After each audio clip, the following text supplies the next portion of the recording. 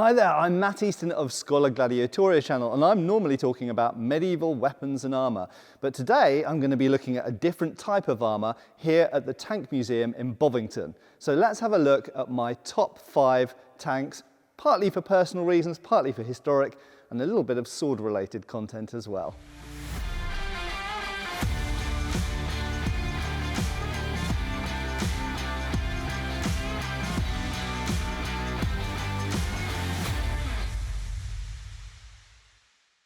This video has been made possible by our supporters on Patreon, our YouTube members, and our Super Thanks donors. Please join them if you can, and support the Tank Museum. And thanks for watching.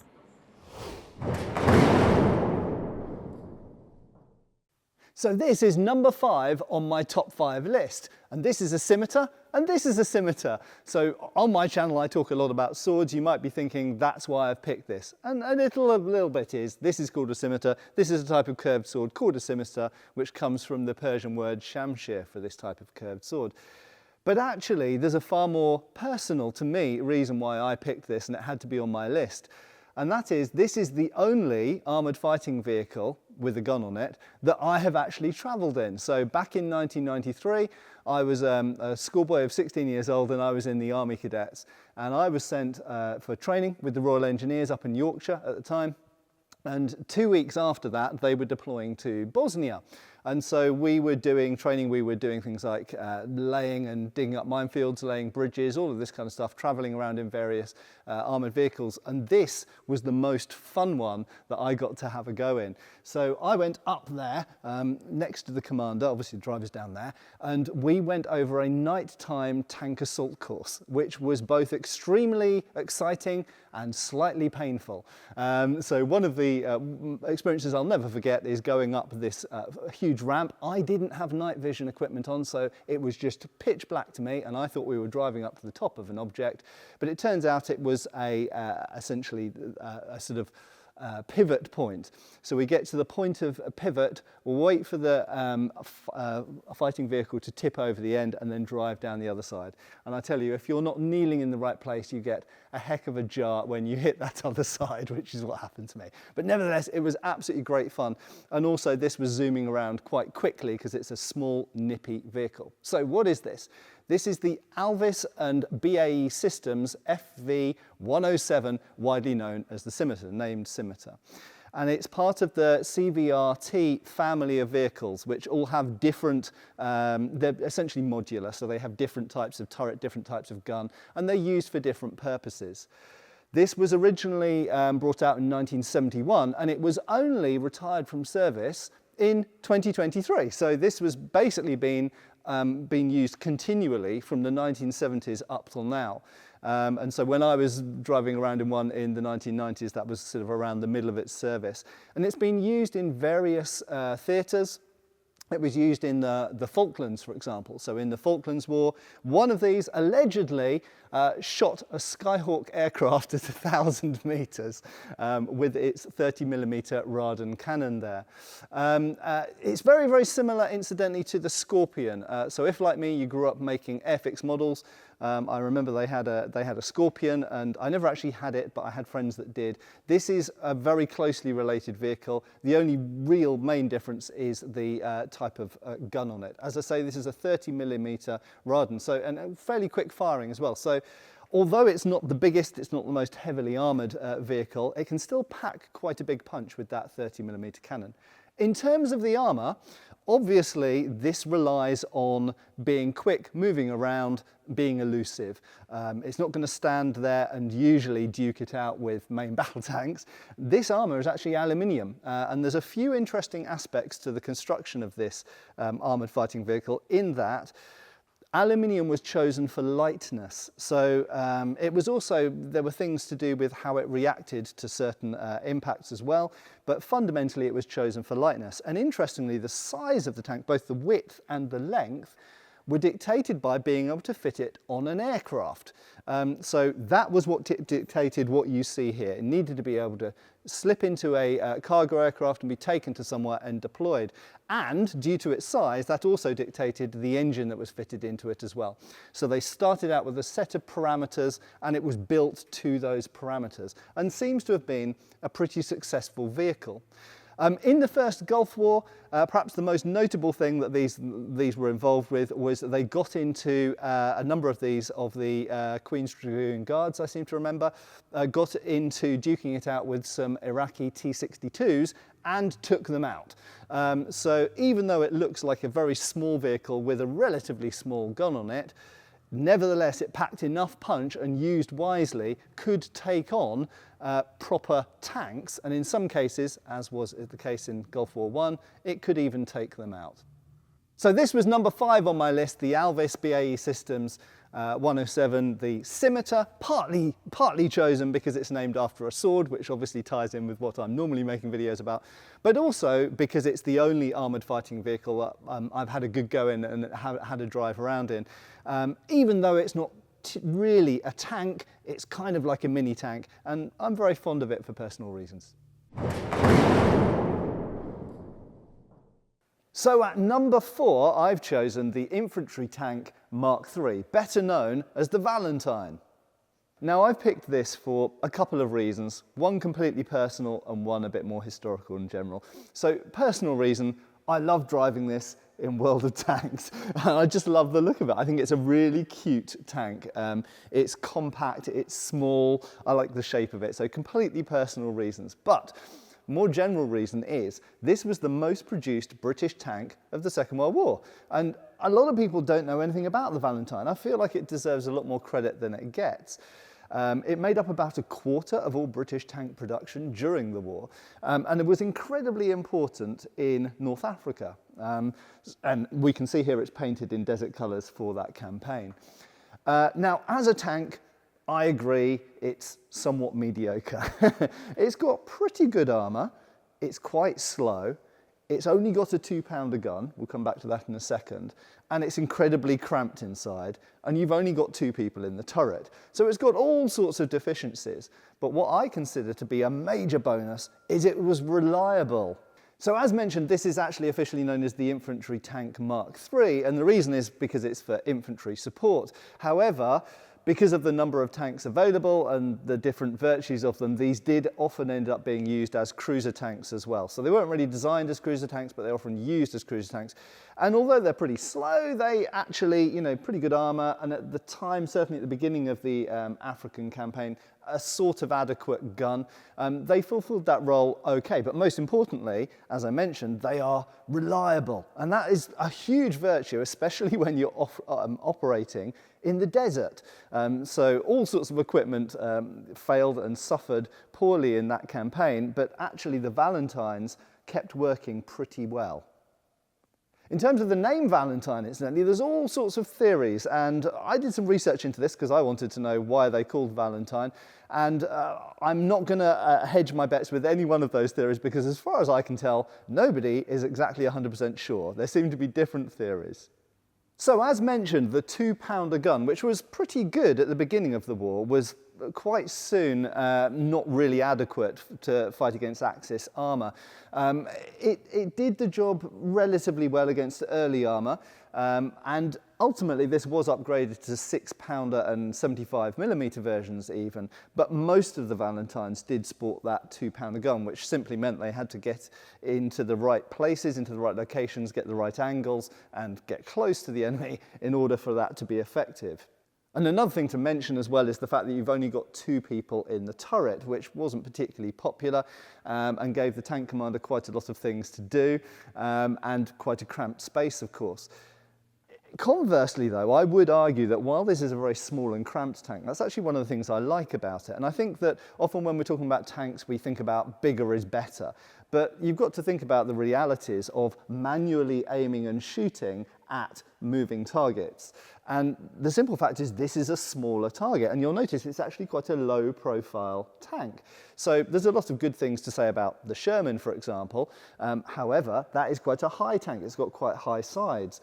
That does, of course, have certain advantages if you're shooting over obstacles, and conversely, being low means obstacles can be in the way. But it is easier to hide this tank behind rocks and sand dunes and bushes and things like that. And simply as a target to aim at, this is harder to hit because it is low down, low profile. And in some ways, although modern tanks are obviously generally much, much bigger than this, it shares some similarities in its overall silhouette. One of the strange things to know about the Valentine is, although it's a British tank, and a lot of people, I think, haven't even heard of it outside of real tank circles, this was actually really popular in Russia through the Lend-Lease program. And in fact, the Soviets got loads of these from Britain, and they kept asking for them, requesting them, right the way through the war. Despite the fact they've got the KV-1s and T-34s and all of these sorts of things, these were very popular as light tanks. I think the Russians liked their armour, their size, and their reliability as well. It's also, for anyone who doesn't know, worth mentioning that this base, even not necessarily as a main battle tank, this base was used for all sorts of other applications and specific versions. So, for example, we had the flail-mounted mine-clearing versions, the bridge-laying versions. So this was used throughout the war as a tank, but it was also used, much like the Sherman, as a basis for lots of other things as well. So that's why the Valentine absolutely had to make it into my top 5 list, because even if it's not the most amazing tank in the world, it hasn't got the best armour, hasn't got the best gun, hasn't got the best crew capacity and this kind of thing, the fact is that it was the most produced British tank of World War II, and actually was incredibly important for the British war effort. So number 3 of my top 5 tanks is the Mark IV tank from World War I. This came into service in 1917. This was an update and an improvement of the Mark I tank, where we get the name tank from. In fact, there weren't many updates and improvements as they'd originally intended due to timescales and the fact that the War Department wanted to push it straight into service. So this was a slight upgrade to the Mark I. And this was actually the most common or numerous tank used in World War I by the British and by others, we'll come to in a second. But despite it being the most numerous tank used by the British in World War I, there are only 6 of these still running in the world. So it's an incredible thing and a privilege to be in front of one here. Now, you may notice that I am holding a sword. This is the 1908 pattern cavalry sword. And I just think it's mind-boggling that this tank came into service in 1917 and this sword was patented in 1908. These are incredibly tight periods of time and huge changes. I'm sure anyone watching this understands how many military changes and developments, technological developments there were in World War I. But for someone like me who studies swords, cavalry, bayonets, things like this, the fact that in the Anglo-Boer War, Second Anglo-Boer War, for example, 1899 to 1902, you're only talking about 15 years before this. I think it's absolutely mind-boggling that you've got things like the Battle of Omdurman in 1898, one of the last great British cavalry charges, really not very long before tanks are coming in. Now, some of you might be thinking that therefore I've chosen this tank because this is sort of a replacement for cavalry. And actually it's not. It's actually a little bit more nuanced than that. It's the fact that clearly in World War I, cavalry had to change their role. Cavalry was often dismounted and fought as infantry. And some people, I think, in the modern world see tanks as the kind of new cavalry. However, because tactics had to evolve so quickly for the new technology, we have a very interesting situation, particularly centred around the Battle of Cambrai in 1917, whereby the first ideas of combined arms using air power, tanks, infantry, cavalry, artillery all together was starting to coalesce and formulate. And it didn't pan out particularly well at Cambrai, but it's the nucleus, the basis of the idea of using those combined forces together really started. Now, what I found absolutely amazing when I first discovered this was at Cambrai, what they intended to do was break through with the then massive British tank force on the first day And then the cavalry, which was made up of both British and Indian Army cavalry, was going to charge through and slaughter the fleeing Germans. That was the idea. So essentially the tanks would break through the lines, cross the trenches, put the fascines, as we can see up there, into the trenches, create a situation whereby British and British Empire infantry and cavalry could charge through and exploit the breakthrough. Unfortunately for British Commonwealth forces, it didn't really pan out like that. The first day was actually more or less a success, but for various reasons, the cavalry wasn't in the right place at the right time to really exploit that breakthrough. And while they gained a lot of ground, a few miles, I think, on the first day, unfortunately, by the second day, a lot of the tanks had been knocked out, either by German artillery fire or infantry action, or they'd just broken down, unfortunately, because reliability was a big problem in this period with all tanks. Such that, unfortunately, on the second day, it kind of ground to a halt. And I think only about half of the tanks at Cambrai were still in service on the second day. So there wasn't enough momentum left. And actually then what followed after was a German counter-offensive, which could have been really disastrous for the British. However, this is when we come back to cavalry again. The cavalry who hadn't really been there to exploit the initial breakthrough, they were there to draw swords. Some of them fought on foot with rifle and bayonet, some of them fought mounted as cavalry, and they were there to fight against the German counteroffensive. And in fact, the Indian cavalry especially, but also British cavalry regiments, were extremely effective in fighting as cavalry against the German counteroffensive, and actually really kind of showed that cavalry did still have a use in certain applications on the battlefield. So I've got a great quote here from a Jemidar Jiwan Singh of the 2nd Lancers Gardener's Horse, who took part in the charge alongside the Inniskilling Dragoons. This was the first time that we'd been called upon to fight as cavalry in over 3 years of field service. Our regiment was in the forefront of the attack. Thanks be to God, the attack made was with the utmost bravery, and it achieved splendid results. The fury of our charge and the ardour of our war cries so alarmed the enemy that he left his trenches and fled. At first, we were assailed by machine gun fire like a rainstorm, but how could the cowardly Germans stand before the onslaught of the braves of the Khalsa?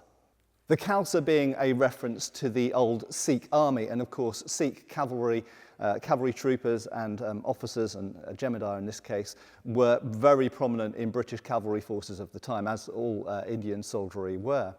So here we have a tale of machinery which in a way replaced cavalry, although cavalry was still being used in the 1919 Afghanistan campaign, for example, because cavalry could go places that tanks couldn't, and they could, at this period, move a lot more quickly than tanks could. So they could ride somewhere quickly, dismount, fight as riflemen, mount up. If there were fleeing enemy, for example, in Palestine, or, against the Ottoman forces, they could quickly exploit that. So there were still things that cavalry could do, which aircraft and tanks still couldn't at this point. But I think it's fascinating that in this period we've got the combined arms kind of concept coming to the fore, with the idea of using tanks with planes, with artillery. And this was at Cambrai, this new idea of this rolling artillery barrage to enable the advance of tanks and infantry to break through, and then for cavalry to exploit it. So one of the nice details about the design of the Mark IV tank that I really like, actually, you can see it's got a fascine up there, which is, as most people can probably guess, it's for ditching over the front of the tank to fill a trench to enable it to get across. They do experiment with various tadpole-like tails at the back, which I think were probably not stiffly attached enough. There were various problems with those, but the fascine seems to have worked fairly reliably. But in addition to that, one of the things I love about this is the so-called unditching beam, I think it's referred to, which is essentially a beam which is stored on the top and can be chained onto the top of the tracks. And obviously, because we have these tracks which go around the full circumference of the shape of the tank, you can drag this beam underneath, which is essentially a bit like when you get your car stuck in some mud and you stick a plank under the wheels to give you some traction. It's just that, basically. And I love the simplicity of that idea, which specifically works with this design of tank. The last thing to say about this tank as well is that while it's the British Mark IV, they were actually captured and used in huge numbers by the Germans. And of course, with any new technology, we see it in later wars and in modern wars as well. And we see technology that's captured by the enemy very quickly either gets used by them or copied by them. So actually, we could argue that the Mark IV tank, as well as obviously being very important to the British war effort in World War I, was actually very important to the Germans and therefore to German tank development, which came after the First World War as well.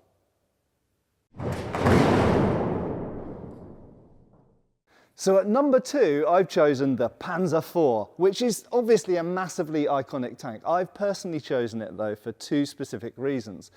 Number 1, a completely personal reason, and that's because this was the first model tank that I ever made. Okay, so I can't even remember how I was probably about 7 years old, and I had an Africa Corps Panzer IV painted in desert camo, and I absolutely loved it.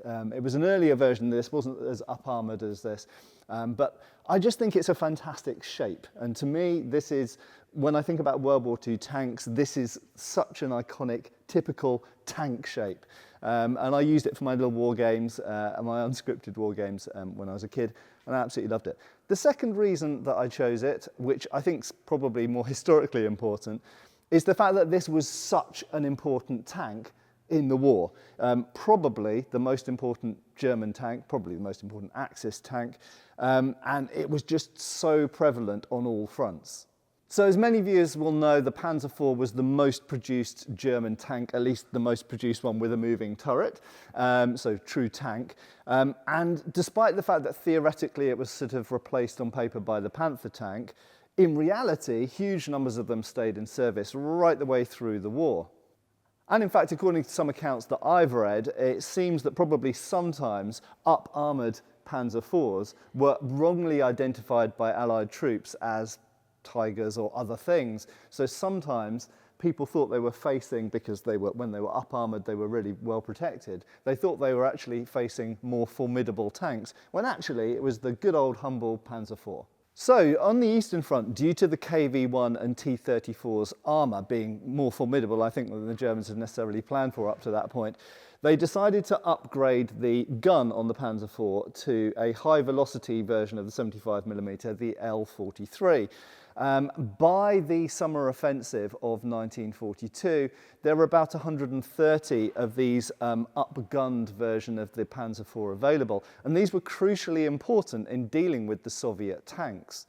In fact, Tigers and Panthers were starting to be rolled out by this point, but they just weren't available in big enough numbers to make a big difference on the Eastern Front. So really, these up-gunned L-43 gun Panzer IVs were incredibly important, and the mainstay really of German armoured forces. It's also worth mentioning as well that the Tigers and Panthers that were being brought in at this point, they were suffering a lot of teething problems because they were relatively new and relatively untested models. So the good old tried and tested Panzer IV, despite the fact that on paper it might be a weaker tank than the Tigers and Panthers, the fact is, because this was a tried and tested platform that had been upgraded a lot by this point, it was a more reliable vehicle, and in my list I'm putting high marks on reliability and understanding the platform that the troops were working with as well. And you've got to remember as well that if soldiers have been operating for a year or two in a particular platform, that's going to confer advantages to their use on the battlefield as well. So familiarity is a very, very important factor. So on the Western Front, even after D-Day, the Panzer IV was made up about half of German armoured forces. So it was still an incredibly important tank, Eastern Front, Western Front, all over. And what a lot of people don't realise is how heavily armoured this humble Panzer IV was. And the standard 75mm M3 gun on a Sherman, for example, really struggled to penetrate the frontal armour. In fact, a lot of the armour on a Panzer IV, but especially on the front, where it could be up to 80mm thick. So although this wasn't as heavily armoured as Tigers, for example, the fact is that against what it was fighting, particularly Shermans, This was far more than adequate. It had a good high velocity gun that could take out Shermans, and it was more or less invulnerable from the front to the M3 Shermans. And in fact, the Allies had a lot of problems with these until the 76mm guns, and of course the Sherman Fireflies with their 17-pounders came in, which were able to deal with this. But for the standard Shermans, which made up the vast majority of the Allied tank force, this was a really formidable opponent, even up until the end of the war. So finally, number 1 on my list, it's the Sherman Firefly. And I absolutely had to have a Sherman on my list. I think that goes without saying. The Sherman was so important to the Allies in World War II. It's not the best tank, but it was hugely numerous and really, really important to the Allied war effort. So I knew I had to have a Sherman on there. And of course I'm British, so I'm going to prefer the British gun on an American tank, the Sherman Firefly. And this is a super, super important tank because that gun, that 17-pounder, which is a 76.2mm gun, this was the first package, really, the first mass-produced tank that gave the Allies a tank which could stand toe-to-toe with a Panther or a Tiger and knock one out with one shot. And that was really, really important, especially after the D-Day landings. These were just ready in time for those landings. Now, the real big challenge, as I'm sure anyone who knows about the Firefly knows, was to get that British 17-pounder anti-tank gun mounted into that turret. And it involved all sorts of jiggery-pokery. In a nutshell, you had to turn it sideways so the breech now loaded from the left instead of the top. You had to change the recoil mountings inside, and also had to move things like the radio and stuff. So they had to completely jiggle around what was inside the turret to even get it to fit. But boy, was it worth it. It was a complete game changer. And in fact, after the D-Day landings, initially, they only had about one Firefly for 3 Shermans, and that was a standard setup. So if you had a group of 4 tanks, you'd have 3 standard 75mm Shermans and 1 Firefly. Now, the Firefly was so important that often they would utilize it in a different way. So they would hide it, they would keep it back, and they'd use it a bit like a marksman or a sniper. Now, the 75mm gun on a standard Sherman, in many cases, could not penetrate the frontal armor on even a Panzer IV. So they were really, really struggling. That's why these were so important. Now, of course, this wasn't hugely armored, certainly not compared to something like a Panther or a Tiger, and not even really compared to the up-armored Panzer IVs either. So the fact that these were reliable and relatively maneuverable was a major virtue. Using cover, using buildings, using the lay of the land, hiding, laying ambushes, they had to be really, really tactical with the use of all the Shermans in order to fight the German armour. Later on, when there was less German armour around, there was more infantry to face, and there we do see a slight drawback of this 17-pounder gun. So initially they didn't have a really good high explosive round for anti-infantry uses. One did come along later, but even then they found that the standard 75mm gun on the standard Sherman, the high explosive round was actually more effective out of the 75mm gun. So even though the Firefly was extremely important against German armour, you've got to remember the standard Shermans were also very, very important. Now, if you imagine you've got a group of 4 tanks and one of them's a Firefly, you can bet your clever opponents in their Tiger tank or their Panther tank, they are going to try and knock out the Firefly first, because that's the real danger to them. Experience taught them that one hit from one of these could take out a Panther with one shot. So clearly they're going to try and get the first shot, and literally it became a case of who got the first shot off would probably knock out the opponent. If the Firefly got the first shot off, that would be Panther gone. If the Panther got the shot off first, that would be Firefly gone. So for that reason, the very brave role of the other Shermans was often to protect these guys. And as I say, these were often concealed and put behind buildings and put into ambush positions. So they had to be used cleverly. You couldn't trust on the armour to protect you from a shot from a Tiger or a Panther or even a Panzer IV. Wouldn't happen, okay? It would go through in most cases unless you were lucky and it got a deflection or something like that. Incredibly important. As the war went on, they did get more fireflies, so gradually they did up that number from the 1 in 4 up to a higher ratio, but nevertheless these were always far less numerous than the standard 75mm Sherman, and of course the 76mm Sherman came along later as well, which was more capable of taking on German armoured opponents, although the Firefly I think still packs a slightly bigger punch. So bearing in mind, if you imagine you're in your Panther tank or your Tiger tank and you're looking for Allied opponents and you see a bunch of Shermans come around a corner in a town or come over around the edge of some woods or something, you're going to be looking for this big 17-pounder gun. So in fact, the British troops realised very soon on that they had to try and disguise these, and there were various ways. They had dummy barrels, and they also famously painted half the barrels. So what they'd often do, you can't see it on this one, but what they'd often do is the sort of second half of the barrel would essentially be painted a different colour, or sometimes have camouflage painted on the bottom just to break up its line, so that when you're looking from a long distance you might only see what looks like a standard 75mm gun. And it's really a numbers game. It's about trying to increase the chances of keeping this Firefly alive for long enough that it can take out the opponents who are going to be able to take out the Shermans at longer range. Now, there were a few disadvantages to the 17-pounder, apart from the fact that it was big and it took up a lot of space. The fact was that, as I mentioned, the high explosive round wasn't so effective against infantry. But in addition to that, it was actually called the Firefly. So the Firefly is a name that was given unofficially initially because of the large muzzle flash, really notably so. And that, of course, in a combat situation could be a disadvantage because it could give away your position. But in addition to that, it also created a lot of smoke.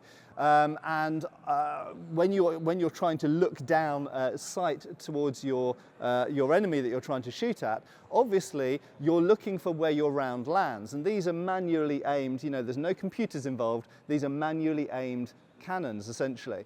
So if you're aiming at your opponent and you're looking for that shot lands and you've now got a big poof of smoke, it's difficult to see what you've hit and if you've hit in the right place. So gunners for these had to be really quite well trained and specialised. And in addition, obviously, if you're then looking to do a second shot or a third shot, that's going to become more difficult if you've just created your own smoke cloud in front of the tank. And of course, the smoke can give away your position as well.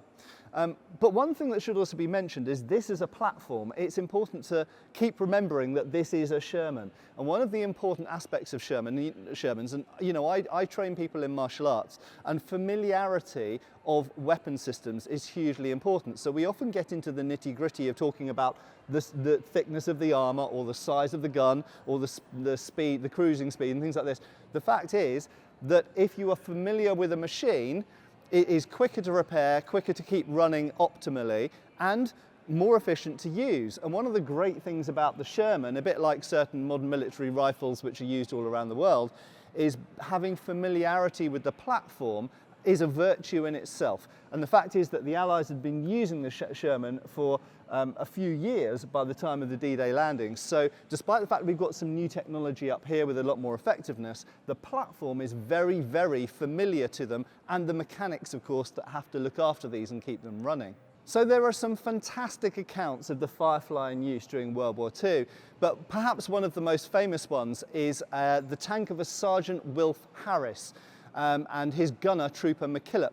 And in the actions around Langèvre, excuse my French pronunciations there was an occasion when a group of Shermans, in fact, Wilf Harris wasn't even supposed to be with that group of Shermans. He was a sort of replacement brought on because their Firefly had got lost. But anyway, he came in and joined this group of 3 Shermans.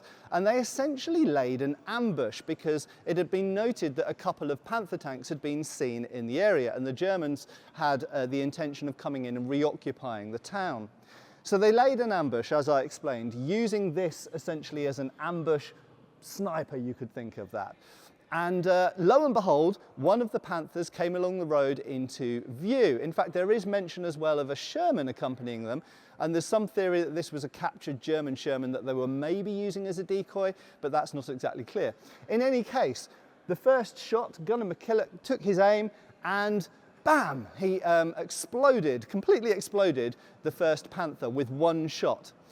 There's then a mention of a second Panther, which it seems that they disabled, and that was finished off by an infantry team, led by a major himself actually, with a Piat, and they seem to have gone up to point blank range and taken it out, a group of 3 men. There was then another Panther came along, and driving past the first Panther that had been shot out, Sergeant Harris's Firefly took aim again and knocked the second one out, straight out. So we're now 2 Panthers taken out, 1 shot for each one. Now, later on in the afternoon, I think about 4 p.m, there was another sighting of yet some more Panthers in the area. And so yet again, Sergeant Harris laid an ambush with his Firefly. And lo and behold, one came along, 1 shot, 1 kill, out. The second one came along, he shot it, it seems to have hit maybe the sprockets or something to do with the drive, again, slightly unclear, and it managed to drive on into the centre of the town, where it seems that the crew abandoned it, presumably because it had just become undrivable at that point, or maybe because they sensed that they weren't moving fast enough and they were going to get surrounded by British infantry at that point. But Sergeant Harris of the Durham Light Infantry had 1 more Panther to kill that day, came up the road, 1 shot, 1 kill. So that day, the tanks of the Durham Light Infantry, there were 9 tanks taken out, and 5 of them were taken out by 1 Firefly alone. Sergeant Wilf Harris, more or less famous account. You can find some very detailed descriptions of this, including his own accounts as well.